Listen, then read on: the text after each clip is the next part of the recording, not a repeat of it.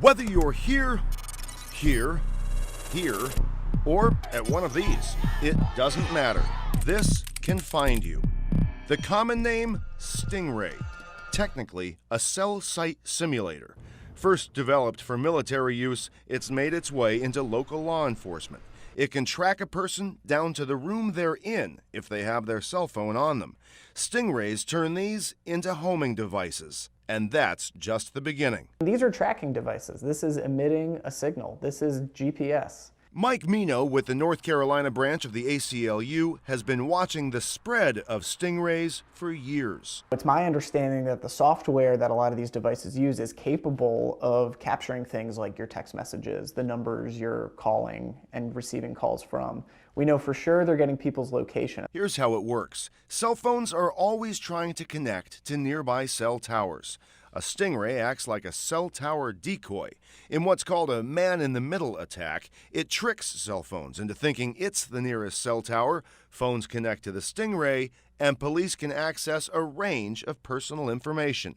But they don't just get intel on one phone. Every phone nearby is forced to divert to the Stingray. Calls are passed on to a real cell tower.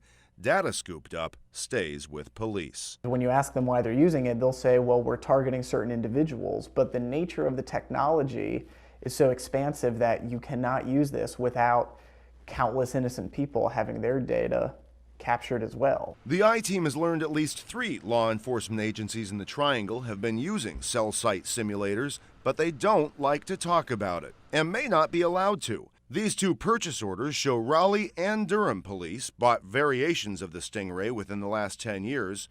Raleigh's purchase order, obtained by the I-Team 2 years ago, shows the department paid more than $120,000 for the device. Separate documents obtained by the ACLU show Durham spent nearly twice that.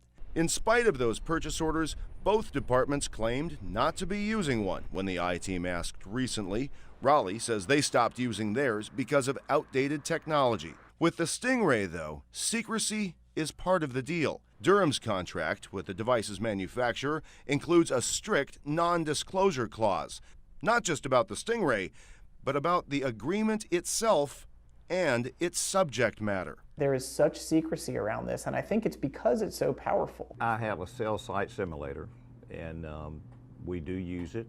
Wake Sheriff Donnie Harrison is the only current law enforcement officer we could find here or elsewhere willing to talk even a little about the device and how it's used. It's a very useful tool that we use, not only for the bad guys, but for looking people that are lost, looking people that say they're going to commit suicide. Sometimes we have used them for children that's missing that have phones.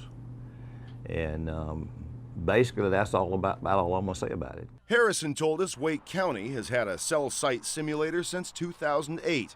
He insists they're always within the law and always get a warrant first. But there's very little public documentation of those warrants or of the use of Stingrays in general here or in any of the cities in which we looked. But no, we don't like to talk about it. You know, when a general goes in battle, he doesn't give out his battle plans. It's the classic question, safety or privacy?